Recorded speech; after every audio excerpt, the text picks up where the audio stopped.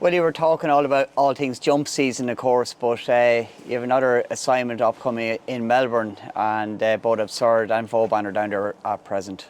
Yes, both of them are running in the Melbourne Cup. Vauban favourite. Things are going well. David Casey is down there with Emily, who does Absurde, and he ran a cracker. Frankie gave him a cracker in the Ebor. So he won that race, so he's winning your in. So he's a nice light weight down there. We're lucky enough to get Zach Purton, who's a good Australian jockey, and I think he's been champion in Hong Kong for the last few years. So he was on the first minute he heard that Frankie couldn't do the weight, he was on, and he rode for me. I think he was third in the Melbourne Cup on Max Dynamite years ago. So we have a bit of a relationship there. He knows the way we like horses ridden. Very happy. Hoping Ryan Moore is available for Vauban. At the moment, David Casey reports to me that all their training is going very well.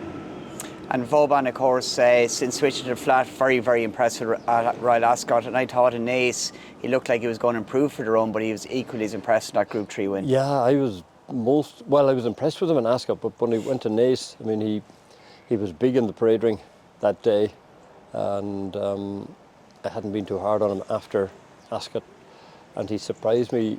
I was hoping he was going to run well, and if he did well, win, but it was the manner in which he won off the preparation he had surprised me. So that shows that he's just improving all the time.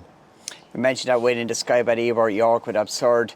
Pre-race, he's not an easy horse to handle, of course. It took a while to get him to the start. No, we got Frankie on the ground, and Frankie did very well. I mean, he must have trotted him 3 furlongs down to the start. And, that shows the measure of a man that he was on the day that he was up for it. He wasn't going to leave the race behind him. And he has his, he's a little bit like that. He was like that when he came from France. But, we always keep an eye on that. And he's behaving nicely down in Melbourne because, we just keep an eye on it. And I think what happened that day was when they train in the morning in York, exactly where he stopped is the gate back up to the stable yard. So he thought he was going, the day was over. He thought he was going back to the stable yard. And that's all that happened. He saw the gate for home. And, but at least Frankie just got down off him and trotted him back up. So there was no fuss. Took a bit of time, but he got a nice speed if you can just present him into the race at the right time. And for you, of course, you mentioned Max Dynamite. You just beat down the pass with him. To go down 2 live chance again this year must be very exciting.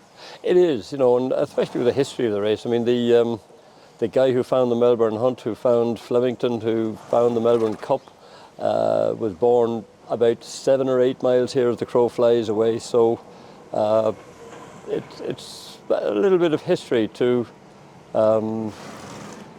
go back on for whatever reason, and so we can say we're bringing the Melbourne Cup back to Carlow, where Mr. Watson, I think it was a George Watson, brought a pack of hounds from a place called Ballydarton, it's near Fenagh in County Carlow, and he started the Melbourne Hunt, which in turn started Flemington Racetrack, which in turn started the Melbourne Cup, and he rode in the first few Melbourne Cups.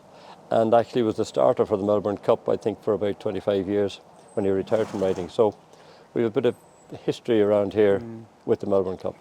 And you got to look at the Melbourne Cup in the stables, of course, back in August. We did. We were hoping to bring it back for keeps next month, but we'll see what happens.